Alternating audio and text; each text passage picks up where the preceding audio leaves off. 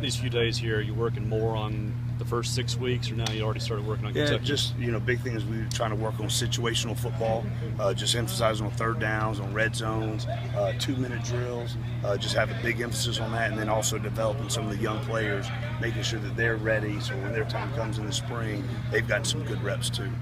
Halfway through the season, a lot of expectations were put on those linebackers. Do you think they've kind of lived up to them so far? Yeah, well, I think this past game, Benardra McKinney and Deontay Skinner played as well of a game at the linebacker position as I've seen in a while. I mean, they were flying around, highly productive, getting pressures on the quarterback, flying around, making plays.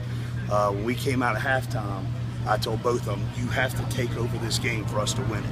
And I thought they did. I think Benardra had 4 or 5 tackles on the last 2 drives, and they were all over the field. So, I think they've done some good things, and in the second half of the season, hopefully they'll just keep getting better. When you're asking them to take over a game, what are you looking for them to do? Yeah, just big thing is just energy, playmaking, getting everybody lined up. The biggest thing is we want to make sure that they make everybody around them better, and making plays on their own too. They're very competitive. They love each other. They're very competitive with each other, and they kind of keep track of stats. So if one of them's got a 10-tackle game, the other one's trying to make sure he stays up there too. One gets pressure on the quarterback, the other one wants to make sure he's involved in that too. So they're a fun group to coach. A couple of great kids, Matt Wells, Beniquez, and Richie and Zach are awesome. You talking about losing a guy like Orlando Bohanna? I know preseason he was really making a move. Right. Just had those concussion problems. Bo's been a great player his whole career. He's had a big role in special teams, and the biggest thing that people don't notice is how much energy, enthusiasm. He loves playing football, and losing that for the first 6 games kind of hurt a little bit because I love the kid, so just love to see him out there playing football. In the first 6 games of the year, anything with your defense that surprised you, and anything that kind of concerned you as far as urgency to get fixed? Right. Yeah. The big thing is just like we talked about earlier, is just situational football. Understanding when it's a third down situation. LSU game, we get them 3rd and 12, 3rd and 19, 3rd and 15, and can't get off the field. So there's that kind of deal. And then the end of halves, the end of games, somehow we end up finding a way to let people in the end zone, to let people kick field goals, and just making sure the guys understand when we're put in different situations, we've got to respond. Bowling Green had us, 1st and 10 on the 10 the other night. We responded really well. But then other times we let them drive down there and don't understand that we're in the red zone, we got to stop them. So just understand the situations that we're in and getting better at those situations. Your defense had to come up with a big stop late. You don't want to be in that situation, but is that something that you want to see from the young guys? Orlando made a big play. Big play. And Will Redmond, I think, knocked the ball down. Right. Is that something you want to see from Well, the them? big thing, it shouldn't have even gotten to that because Benardra got a sack with 3 minutes left, and then it got a face mask. And somehow we just kind of kept finding a way to shoot ourselves in the foot. But the nice thing, like you said, was we found a way to respond, and we found a way to get a stop. And the Orlando Clevelands of the world, and people don't talk about this, but he recovered the fumble to win the game for us. So him being in those kind of situations at such a young age has been vital for him. I was talking to offensive guys yesterday with all their injuries and shifts and change. You really haven't seen one offense for an extended stretch. The same's true on defense.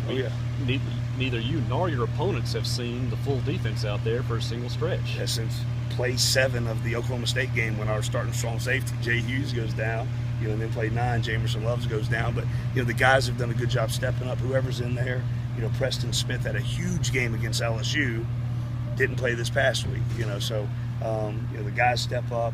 They just, whoever's time it is to make a play comes in to make a play. Whoever's time it is to come in and get a lot of reps, they do that. So we've got a close group, and if somebody goes down, they respond and get in there and make plays. You're involved in the special teams too. I mean, how good is to see guys like Richie and Beniquez and what they're doing on kick coverages and things like that? Well, the biggest thing, one of the things I'm proud of is, punt team is a very valuable team here. A lot of prestige, a lot of pride, and there's 4 of the linebackers right on the front line of punt team. The kickoff team, kickoff return team, those guys are stepping up and making plays and being really involved. And that's the big thing Coach Mullen stresses. If you can't play on special teams, then you're not going to play on offense and defense. And, the young guys are getting a chance to do that for us. A while ago about what y'all were reviewing this week, a lot of third down stuff, a lot of 2-minute stuff before the halves. And What are y'all working on as linebackers on this? We're really just trying to make sure we get our fits down right. Just little gap assignment things that are gonna, make sure we do all the little things right. Stay in our gaps, do our jobs. Not try to do anything extra to get us out of our gaps. We're just really trying to stay sound as a defense. How hard is that to do to not do somebody else's job or something when by nature y'all are very aggressive players? It's hard because everybody's, like you said, everybody's aggressive. We all want to make big time plays, and sometimes we try to do a little too much and we get out of gaps and ends up hitting right where we left. So we just got to really focus on staying staying on our gaps to help everybody. Expectations are really high for the linebackers this season. Do you think you guys have kind of lived up to it so far? I think so. We're all doing great. There's some little things that we always can improve on, tackling, pursuit, stuff like that. But our linebackers are awesome. When you talk about, Coach Collins talked about making the defense as a whole better, the players around you. How do linebackers, or how are you guys able to do that, make the entire unit better just by the way you guys play? We just try to communicate. That's what the biggest things that, we have to do as linebackers, is to communicate with the D-line, communicate with the secondary, just communicate with each other. And if we do that, that's how we can make our defense run as smoothly as possible, is, getting communication out there and making sure everybody's on the same page, and then we're unstoppable when we can do that. Were there some examples? I know Coach Collins talked about some times where they didn't go well. Were there some examples that you can remember where everything was really clicking well between you, the secondary, and the defensive line? I think there's a bunch of games. The Troy game, I think we all were all on the same page, and we could tell we were rolling, getting 3 and outs, back to back. And a lot of parts of every game, there's been a lot of parts where we've been clicking, we're rolling.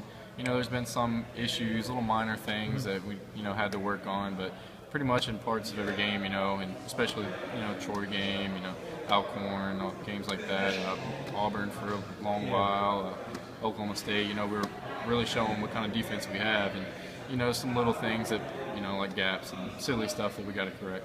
Is there something that is reoccurring when you, that you see that, there wasn't communication, that something happens due to the lack of communication specifically? A lot of times you'll see, maybe we'll make a late call or something, or 2 guys aren't on the same page, they're playing 2 different defenses, and it'll free something up behind us or something like that. And just little things we got to correct. Just talking about it, you're playing special teams there. They got you and Maniquez lined up in the front row, so y'all seem to be having a little fun with that. Yeah, it's fun. I'm I'm on every special teams. It's a fun thing, and it's a really good thing. It's a really great thing to learn, because if you want to go on to the next level, it's probably the most important thing to know. Because that's the best way to stay in an NFL team. Also, it's one of the most important game-changing things on the field, and it's a lot of fun too. Get to run and do some big plays. Are you glad you're held in the same scrutiny that, say, Cam Lawrence was held in his special teams play tonight? I heard about that. It was a good play, but can't do it anymore. I feel bad for him losing a paycheck, but man, all you have to worry about is flag. Yeah, I know. And Coach Mullen. Yeah, I know. I'm glad I don't get fined for those hits like he does. Looking at the the upcoming schedule and everything, how has the first 6 games prepared you for the next 6? I think they made a huge impact. Just every game, gets you going. It's not practice, So everyone's stepping up, and we played 6 great opponents too. So everyone will, contribute to the next 6 games. How does this bye week differ from the last one? Obviously, a Thursday game. What's kind of the difference between them? Well, I know the last bye week we had Friday off. We had to practice on Friday, then we had to practice on Sunday just because everything speeds up. But a lot of young guys are getting more reps to see what they can do, and kind of resting up with the older crew, and get everyone prepared for the next coming up games. Through 6 weeks, you've obviously, 2 centers, 2 quarterbacks, defensive linemen shuffled, a couple guards.